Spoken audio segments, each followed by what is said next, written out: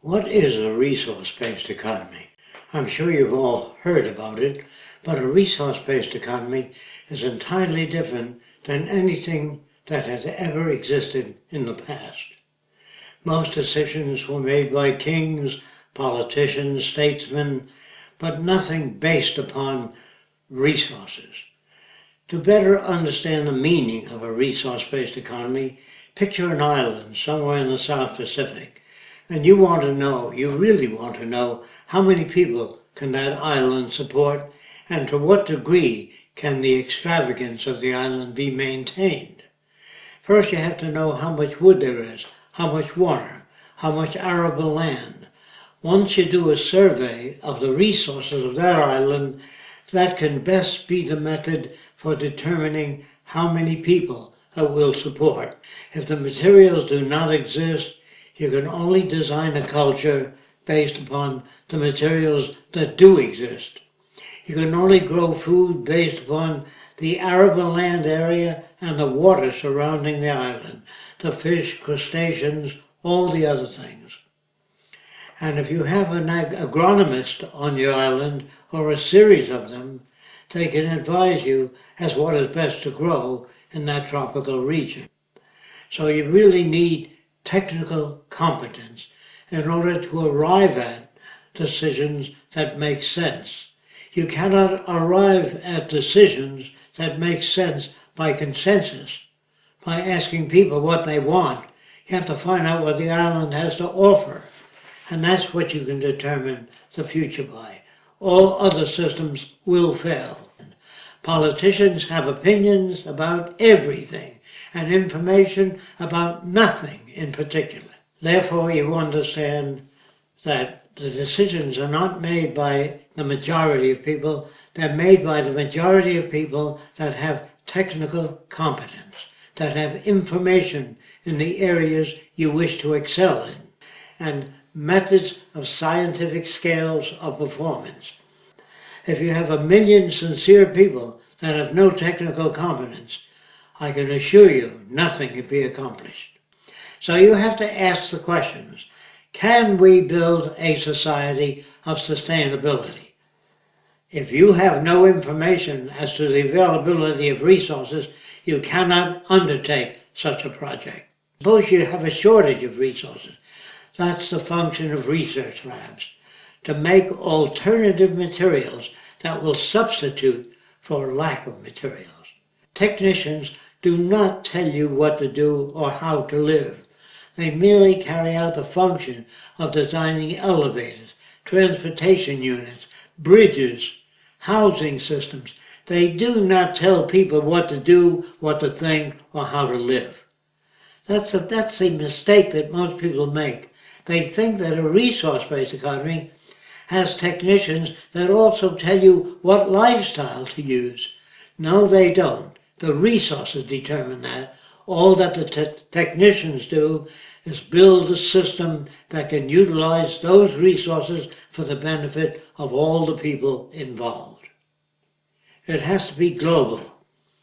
If it's not global, if you have most of the resources and most of the building equipment and most of the automated machinery and most of the arable land and most of the drinking water, countries that do not have that will attempt to invade your country and take what they need. Every nation wants a piece of the pie. Keep that in mind. So to the degree that you try to live a sustainable life to yourself will not work, because other nations that lack material will invade you. In the rebuilding of cities throughout the world, you have to consider how far those cities are from resources. That means available materials, concrete, steel, reinforcement, etc. If the cities are near that source, then it becomes more efficient to design the cities as systems operations, meaning that the city itself must meet the needs of the people that live there. We announce on television what is available and what is not available at the time, and when it probably will be available, so the public has information of where to go to access whatever it is that they need. So people will have access to more things than they've ever had in a monetary system. More things and more opportunities will be available.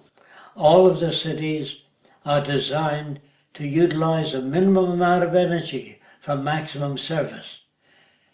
In that way, we conserve energy so that we can handle more people. There are people throughout the world that do not have access to high energy systems. We'll be able to provide more for human need if we use efficiency. Naturally, if we fail to do that, you can only take care of a limited amount of people. The resource-based economy has millions of slaves, but they're machines. And machines do repetitive, boring, and dangerous jobs. That's what the machines are for. They're not to put you out of work. If they can turn things out faster than you, we don't need you working. In fact, we don't want you working in an industrial plant. We want you to go back to school and study whatever you're interested in, whatever you think you'd like to study, whatever you feel you'd like to understand better. Unfortunately, money doesn't represent things in existence. If you set a value on every tree, every inch of arable land, all the water, and you printed money proportionate to the resources, so that the money represents resources, then it can have meaning. But today, that is not accomplished. Although they may tell you that demand will really bring about these things.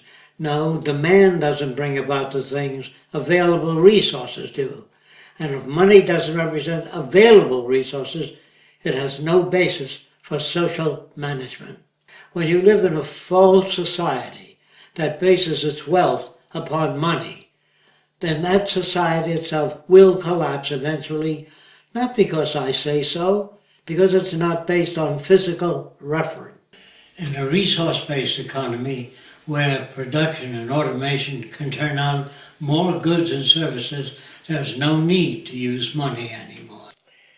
If you really wish to put an end to war, poverty, hunger, territorial disputes, you must utilize all the world's resources as a common heritage of all the world's people. Anything less than that will remain with the same problems that you've had continuously for centuries. Now you have to consider what I'm saying. The reason nations invade other nations is because of scarcity. When few nations control most of the Earth's resources, you've got to have territorial disputes. No matter how many treaties you sign or laws you make, if you don't declare all the Earth's resources as the common heritage of all the world's people and bring all the separate nations together in one unified system, there is no solution other than that. And this is why we recommend a resource-based economy.